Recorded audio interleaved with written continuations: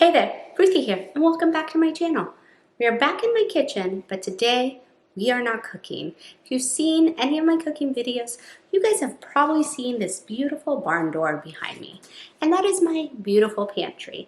Now, about 2.5 years ago, when we moved in, I did a beautiful job organizing it all, and most of it has kept up, but it's been about 2.5 years, so some of it needs to be reorganized. And because not everything fits with what we currently use, it has gone a little out of control. So today I'm utilizing nap time and organizing the pantry. But first, let's start by taking a look at how it looks today and getting everything out. At first glance, it doesn't look too bad. You can see we have the OXO containers, pop-up containers, which we absolutely love. Some clearly need to be refilled, but we're looking pretty good. And then you head down here and I have these clear bins, but the problem is they're not super organized. You have some containers over here and you can see there's just stuff in all kinds of places. And then down here is just a mess. Also had to stock up on some watermelon juice because it's only seasonal and I absolutely love it. Here's some more stuff, and then you can see things are just starting to get really out of control as we go down low. And over here there's just some bags.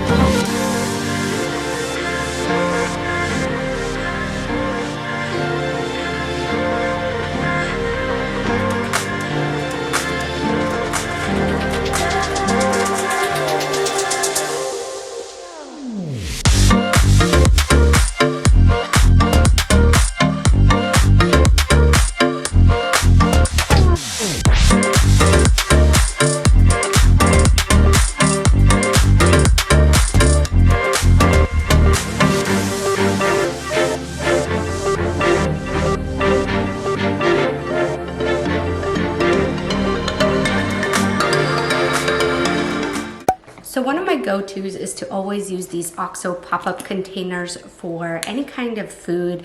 I really think taking things out of a packaging makes your pantry look so much nicer, and I love these because they keep your food super fresh.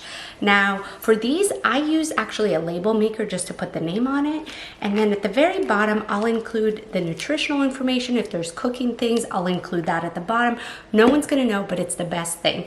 Also, put that expiration date, and then you are never questioning whether the item in it has expired or not. Now for things like pasta, I tend to rotate it, so I'm not gonna put labels on some of these, but some of these things that are pretty much staples in my house, I will put a label.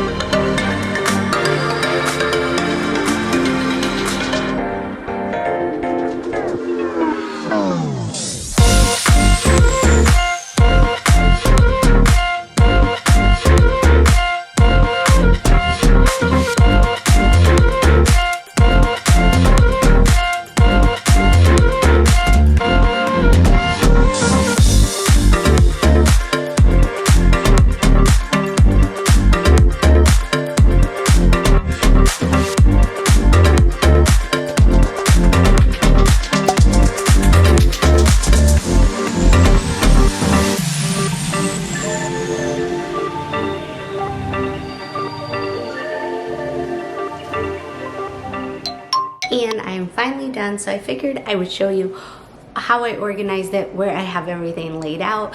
While I do try to make it as beautiful as I can, I do want to make it functional, and so I definitely kind of focus on functionality. Hopefully this gives you some inspiration or ideas if you're looking to do some organization in your house.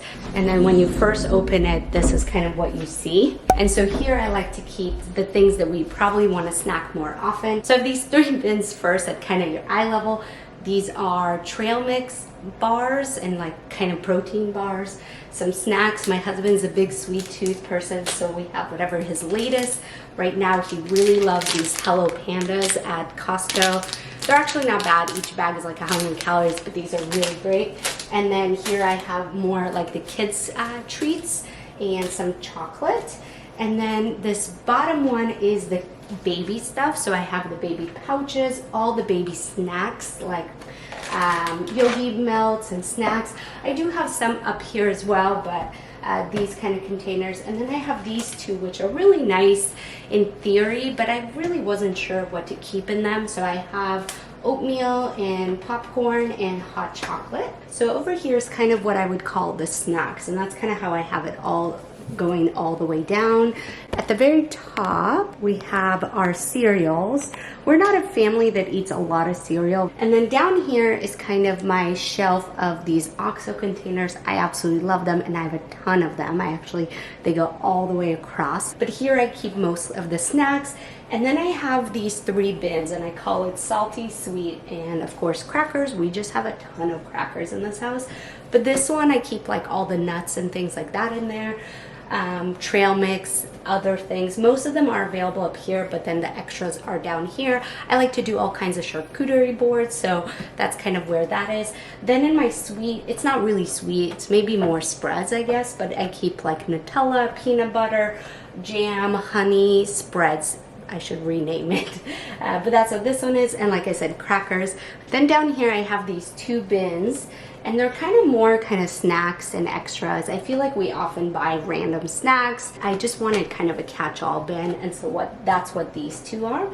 Down below are my backups. So I have a backup bin up here with like the more current, and then an extra one down there. I really tried not to have things on the very bottom of the floor, but I recognized that these were kind of getting heavy, and so having them up top just didn't make sense. That's why these are down below.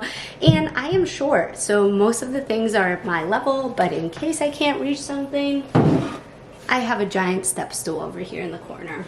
Lazy Susan snack for my toddler. So it just kind of has all of hers, and I keep it really low so she can come and grab anything. It gives her a sense of independence, and she can just grab whatever snack she wants. So we really love having this down here. I'll probably get a second one eventually, but for now that's what's there. And then next to it is a bin where I keep all kind of, you know, onions, potatoes, avocados. Clearly I need to go grocery shopping because I only have onions, but that's typically what I keep. And then down below are all my extras. So over here I have sponges and Ziploc bags. Over here is like oils and vinegar and things like that. I do have smaller ones in the kitchen, but this is kind of where the extras are. And then paper goods, so paper towels and water wipes and extra napkins. So that's kind of this down by here. And you can see this is pretty empty, but again, I have a toddler that comes in here, so I try to really keep it minimal so that she doesn't make a mess. And then I have a whole bin for pasta. I got the biggest box I could